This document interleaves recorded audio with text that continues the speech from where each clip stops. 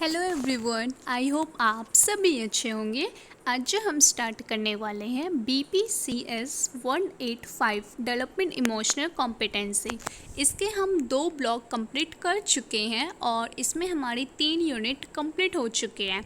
आज हम यूनिट 4 करने वाले हैं, emotions, self control and assertiveness. तो इसमें हमारे 2 टॉपिक हैं, first emotion and self control, second emotion and assertiveness. तो हम थोड़ा सा बेसिक देखते हैं कि इमोशनल इंटेलिजेंसी को हम 2 पार्ट्स में डिवाइड करते हैं, एक intrapersonal intelligence and interpersonal intelligence. Intrapersonal intelligence को हम अगर सब कंपोनेंट्स में डिवाइड करें तो self awareness and self management. Self awareness mean कि आप खुद को लेके कितना अवेयर हो, आप पॉजिटिव एंड नेगेटिव जो हमारे पॉइंट्स होते हैं आप उनको लेके अवेयर हो या नहीं हो। सेल्फ मैनेजमेंट मीन्स कि आप कितना खुद को मैनेज करते हो, कि आप अगर किसी चीज़ को लेके आप बहुत गुस्सा हो रहे हो तो आप अपने गुस्से को कैसे कंट्रोल करोगे। तो मैनेजमेंट करना बहुत इम्पॉर्टेंट है खुद को। एंड फिर आता है interpersonal social awareness and relationship management. Social awareness means कि आप दूसरों को लेके, उनके इमोशंस को लेके कितना अवेयर हो, आप दूसरों के इमोशंस को समझ पाते हो नहीं पाते हो। एंड लास्ट हमारा रिलेशनशिप मैनेजमेंट। रिलेशनशिप मैनेजमेंट हर एक रिलेशनशिप में बहुत इंपॉर्टेंट होता है कि आप किस तरीके से अपनी रिलेशनशिप को मैनेज करते हो। यहाँ पे एक लाइन लिखी है, सर अरबिंदो आश्रम ने 2001 में एक लाइन बोली थी, first learn to know yourself perfectly and then to control yourself perfectly. सबसे पहले तो खुद को परफेक्ट, आप जब तक खुद को नहीं समझ पाओगे कि आप क्या हो, तो सबसे पहले इम्पॉर्टेंट होता है कि आप खुद के बारे में लर्न करो कि आप क्या हो, एंड फिर आप अपने आप को कंट्रोल करना सीखो। तभी आप बहुत अच्छे से अपनी लाइफ ईज़िली खुश होके जी सकते हो। चलो तो हम आज पहला टॉपिक अपना स्टार्ट करते हैं। हमारा जो पहला टॉपिक है इमोशंस एंड सेल्फ कंट्रोल। सबसे पहली चीज़ आती है कि हम इमोशंस पे फोकस करें। हमारी जो ज़रूरत है, हमें इमोशंस पे फोकस करना चाहिए कि कैसे हम फील कर रहे हैं एंड कैसे हमें उस चीज़ के ऊपर हमें परफॉर्म करना है। लाइक कोई भी रिलेशनशिप हो गया या फिर रिलेशनशिप में हो तो आपको किस तरीके से परफॉर्म करना है। लाइक इमोशंस आपके बाहर आ रहे हैं तो आपको किस तरीके से बिहेव करना है। सबसे पहले तो यही चीज़ इम्पॉर्टेंट हो जाती है कि जो भी इमोशंस आए उसके ऊपर आपको फोकस करना चाहिए कि आप किस तरीके से बिहेव कर रहे हो, किस तरीके से निकाल रहे हो। एंड इमोशनल एबिलिटी बहुत ज़्यादा इम्पैक्ट करती है हमारी लाइफ पे, क्योंकि जब हम इमोशनल या हमारे कोई भी इमोशंस बाहर आते हैं तो उससे क्या होता है कि हमारे साथ जो भी लोग रहते हैं, और हम खुद को भी बोल सकते हैं और दूसरों से रिलेटेड बोल सकते हैं कि हम जब तक खुद के इमोशंस को नहीं समझेंगे एंड हम बता नहीं पाएंगे कि हमें ये फील हो रहा है, लाइक ऐसे हो सकता है, तो रिलेशनशिप पे बहुत इम्पैक्ट पड़ता है। एंड ये सिर्फ हमारी पर्सनल लाइफ पे इम्पैक्ट नहीं पड़ता, उसका हमारे वर्क प्लेस पे भी बहुत ज़्यादा असर पड़ता है। तो सबसे पहला इसके अंदर जो हमारा पॉइंट आता है, meaning and importance of self control. सबसे पहले तो चीज़ ये हो जाती है कि हमें सेल्फ कंट्रोल का मतलब जानना चाहिए एंड उसकी इम्पॉर्टेंस क्यों है इतनी, वो हमें जानना है।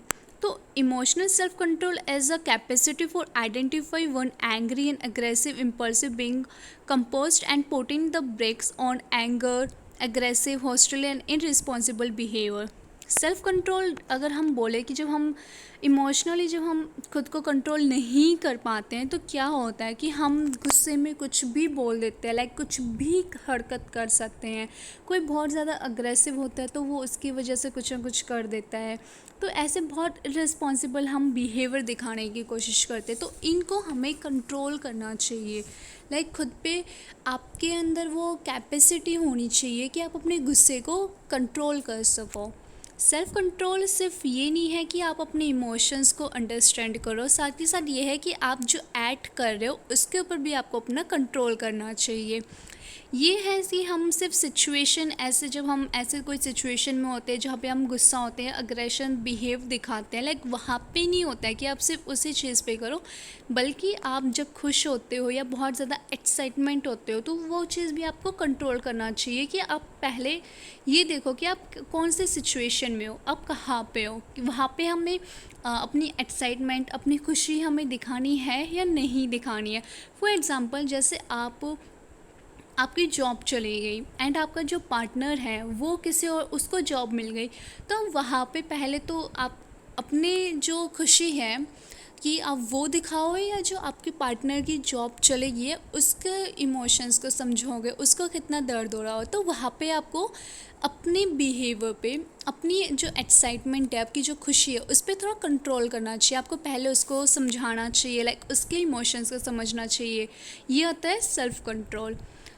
Controlling of one emotions or self-control activate one thinking, reasoning, analyze, accept that help one to put things in proper context and perspective। वही है कि आप अपने इमोशंस को अच्छे से कंट्रोलिंग करें। जब आप करते हैं तो उससे बहुत अच्छे से थिंकिंग करते हैं, रीजनिंग बहुत अच्छे से हो पाती है, आप एनालाइज भी बहुत अच्छे से कर पाते हो सिचुएशन को। तो ये है। अब आती है इसमें कि हम स्ट्रेटजीज क्या क्या है कि हम अपने सेल्फ कंट्रोल को डेवलप कर सकें। तो सबसे पहला तो ये है कि आप रेगुलेट करो कि किस तरीके से आप कर सकते हैं, एंड ये आपके बहुत ज़्यादा हेल्पफुल होता है कि आप अपने इमोशंस को भी कंट्रोल कर सकते हैं। सेल्फ डिस्टेंस इन मीन्स कि आप जब मेंटली आपका डिस्टेंस, मतलब साइकोलॉजिकली डिस्टेंस और मेंटली डिस्टेंस को क्रिएट करता है इंडिविजुअल। जैसे हम बोल सकते हैं कि जब आप कोई भी एक व्यक्ति किसी भी सिचुएशन को लेके या किसी चीज़ को लेके जब वो सोचता है, तो उसके लेके वो क्या उसके फीलिंग्स आ रहे हैं, क्या उसके माइंड में थॉट्स आ रहे हैं, तो उसके बाद उसको कुछ ना कुछ फीलिंग्स आएंगे। तो आपको वो देखना है कि वो कैसे फीलिंग्स आ रही है, क्या वो सही सिचुएशन पे आ रही है या नहीं आ रही है, तो आपको उसके ऊपर ध्यान देना चाहिए। यहाँ पे हमारे 3 स्टेज आते हैं जिससे हम अपने सेल्फ कंट्रोल को डेवलप कर सकते हैं। First, awareness about the present emotional state. सबसे पहला तो ये है कि जब जो भी आपके उस सिचुएशन पे इमोशंस बाहर आ रहे हैं, उसको आपको लेके अवेयर होना चाहिए कि वो क्या आ रहे हैं। उसके लिए आप देख सकते हैं कि आपको पहले ये जानना चाहिए कि वो इमोशंस क्यों आ रहे हैं, उसके नेचर क्या है, टाइप्स क्या है और उसका इम्पैक्ट क्या है। फिर आपको अटेंशन देना चाहिए कि वो आपके फिज़िकली इमोशंस है या साइकोलॉजिकली चेंजेस की वजह से इमोशंस हैं। एंड उसके बाद आप मेडिटेशन प्रैक्टिस भी कर सकते हैं ताकि आप खुद के, आपके अंदर, आपके जो अंदर जो इनवर्ड में जो आपकी सिचुएशन चल रही होती है, आप क्या सोच रहे हो, वो आप उन चीज़ों के ऊपर अटेंशन दे पाओगे, ताकि ये चीज़ हमारी मेडिटेशन से हो सकती है।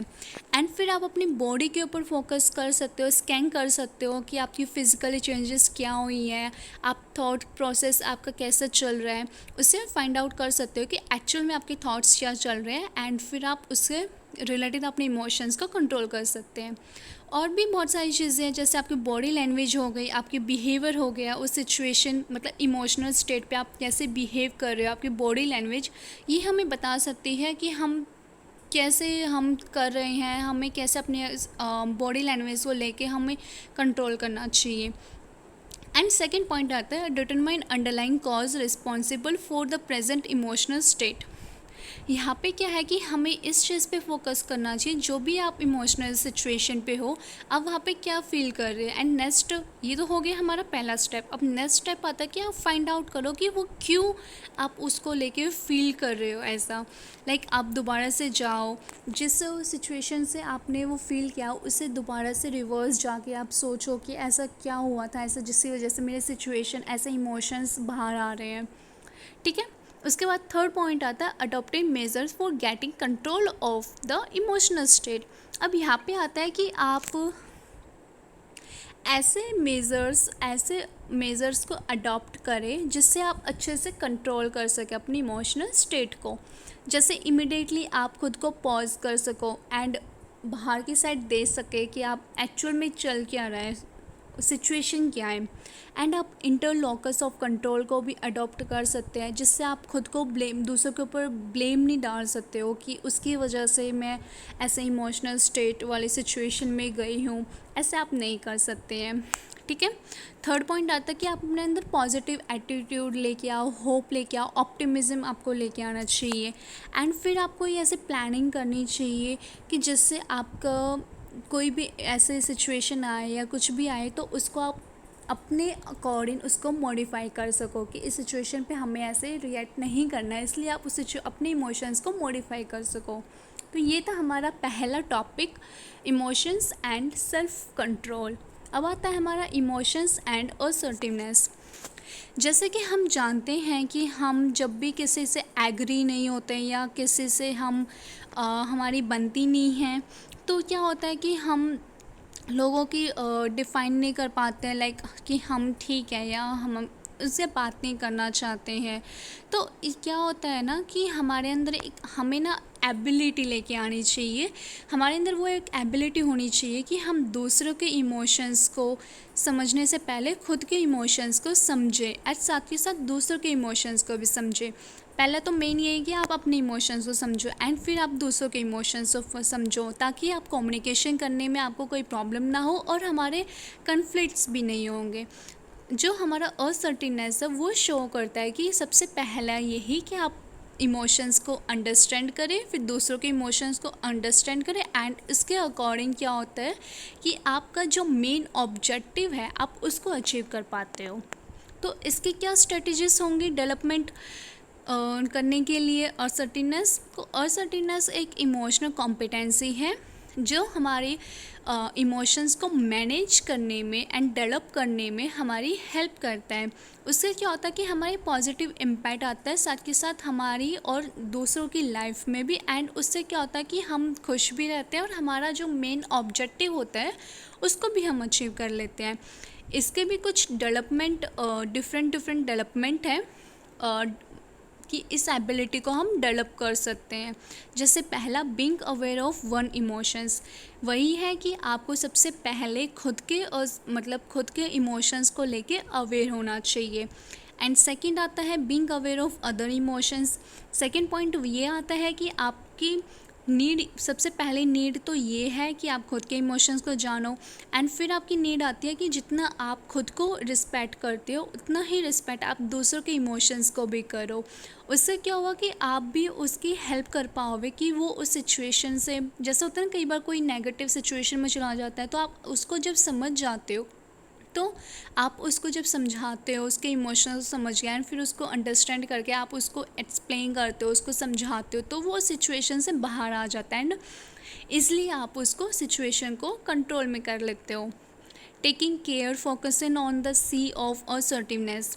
अब हमें ये चीज़ का ध्यान रखना चाहिए, जो कुछ असर्टिवनेस के 3 सी पॉइंट्स हैं, जो 1 2 3 4 5 हमारे 5 हैं, जिसे हम clear, conscious, confidence, courage and control, ये हमारे 5 पॉइंट्स हैं जो लेके हमें बहुत इन पे हमें फोकस करना चाहिए, तभी हम असर्टिवनेस हो सकते हैं। कि वही है कि आप क्लियर हो कि आप एक्चुअल में क्या सोच रहे हैं, आप करना क्या चाहते हैं। कॉन्फिडेंट आपके अंदर होना चाहिए, अपने बिहेवियर को, अपने इमोशंस को कंट्रोल करना चाहिए एंड एक्सरसाइज करते रहिए कि जिससे आपको हेल्प मिले कि एक्चुअल में आपको करना क्या है एंड थिंक क्लियरली होना चाहिए।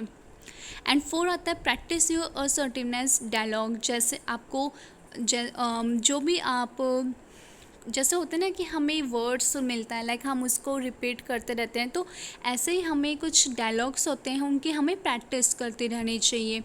एंड फिर आता है being mindful. Being mindful means कि आपको हमेशा अपने इमोशंस, अपनी फीलिंग्स, अपने बिहेवियर को लेके माइंडफुल रहना चाहिए एंड इससे क्या होगा आपको हेल्प मिलेगी खुद को, और एग्जैक्टली आप क्या चाहते हो और क्या दूसरा चाहता है आपसे, वो आपको क्लियरली पता चल जाएगा। एंड आज यहाँ पे हमारा चैप्टर होता है फिनिश एंड आई होप आप सबको अच्छे से समझ में आ गया। एंड फिर भी अगर आपको कोई डाउट होता है तो आप मुझे कमेंट करके पूछ सकते हैं। एंड अगर आपको किसी और सब्जेक्ट के बुक में आपको अगर हेल्प चाहिए तो आप मुझे वो भी बता सकते हैं। एंड क्लास के आज की क्लास का जो नोट्स है वो आपको हमारे टेलीग्राम चैनल पे मिल जाएंगे। एंड सॉरी, मैं पिछले चैप्टर्स का आई थिंक अपलोड नहीं किया है मैंने, बट मैं अभी कर दूँगी। एंड आई होप आप सबको अच्छे से समझ में आया होगा। तो थैंक यू, बाय बाय।